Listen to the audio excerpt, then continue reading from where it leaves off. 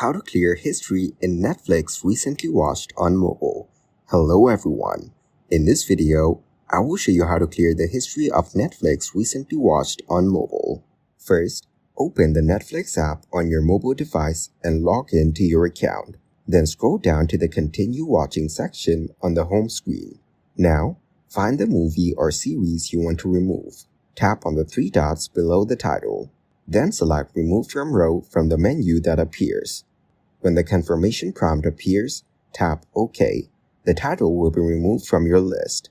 Repeat these steps for any other titles you want to clear from your history. And that's it. You've successfully cleared your recently watched history on Netflix. Thank you guys for watching this video. Hope you got some value. Make sure to like the video and subscribe to the channel to get notified of new videos. See you in the next one.